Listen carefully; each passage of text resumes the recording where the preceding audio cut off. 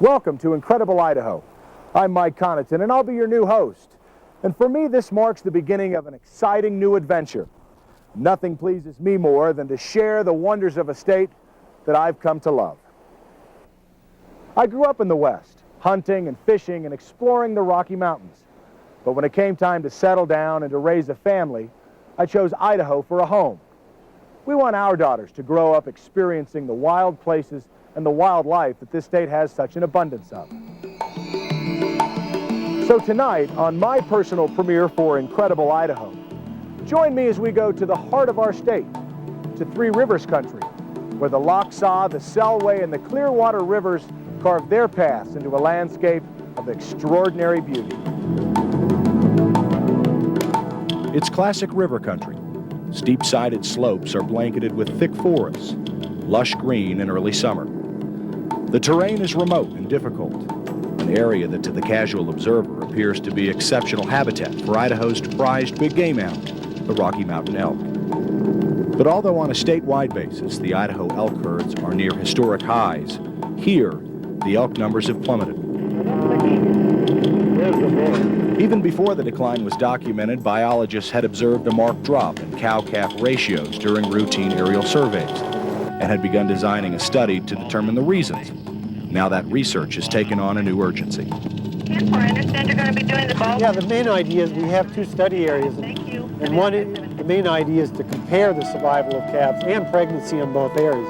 We picked this part of the Lochsa to represent these half a dozen units in central Idaho where calf-cow ratios have been declining. And we picked the South Fork of the Clearwater to represent those units where things are generally doing pretty well. The calf-cow ratio is one of the measurements scientists use to determine the health of an elk herd. Ideally, biologists would like to see a ratio of 30 to 40 calves per 100 cows. On the Lochsa, the ratio had dropped to 9 calves per 100 cows, indicating an elk herd in significant trouble. Our state is divided into 28 elk management zones. Hunting units 10 and 12, here in purple, make up the Lolo zone. This represents a larger area of concern where elk numbers are declining, the Lochsa River country. In blue, just south and a little west, is the Elk City zone, the second study region. It's composed of drainages that feed the South Fork of the Clearwater River. This is representative of areas where cow-calf ratios are good and elk numbers remain relatively stable. We got two calves in here this morning. Okay, so it's just sitting there then? They're waiting to go in there. We got them laying down then. Okay. The differences between the two study areas is readily apparent from the air. There's more open country here near the South Fork of the Clearwater, a mix of forest and old burns. And although mountainous, the slopes seem more gradual, not abrupt and steep like the crags hugging the Lochsa. Yeah, what we're doing here.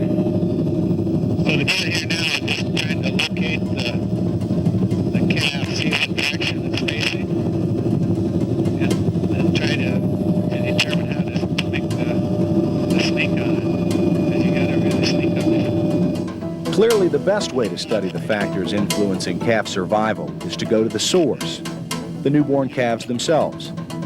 So researchers are attempting to catch and radio collar 30 calves in each study area, and then follow their progress through next winter. On the move. Okay, going uphill. They're right by it. Okay.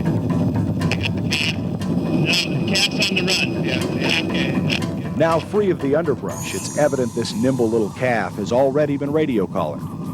It eludes the biologists on the ground, and although only a few days old, it has the strength and endurance to easily escape these human predators. Okay, now that calf had a collar on it, so it's one way it collared. We didn't know for sure. Yeah, right, it did.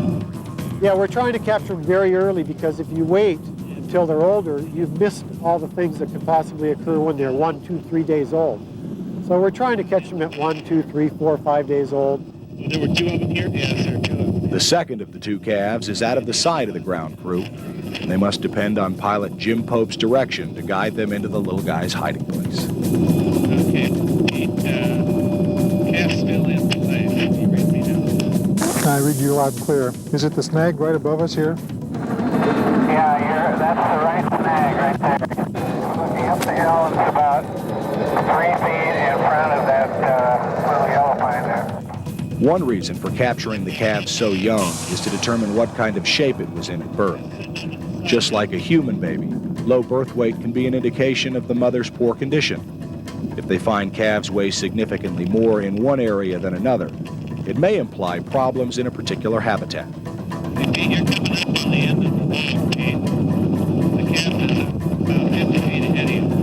Oh, in that down stuff. The pilot's job is to separate the calf from its mother. At this tender age, the little elk's first defense against predators is to bed down and remain motionless. Once the cow is gone, Jim circles the calf with the helicopter, while research biologist Pete Zager creeps up from behind. You got it. Good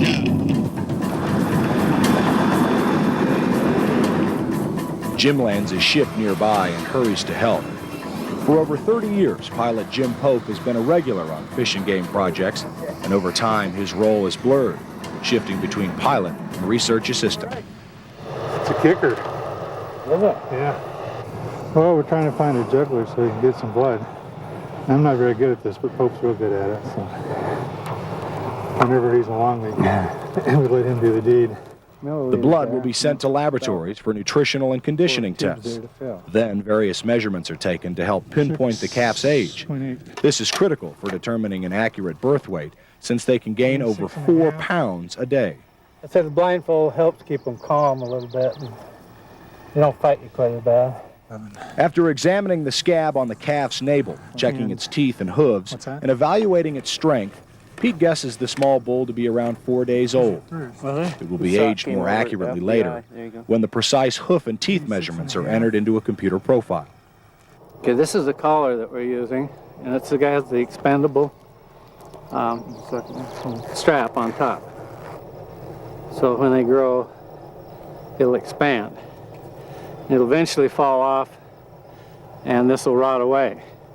We use the rubber surgical tubing to adjust the size, because these, if you don't adjust the size at this age, the collar will slip off on them, and we'll be looking for another calf. The team works quickly and efficiently. It's important to get in and get out so calf and cow can reunite. 57. I believe it.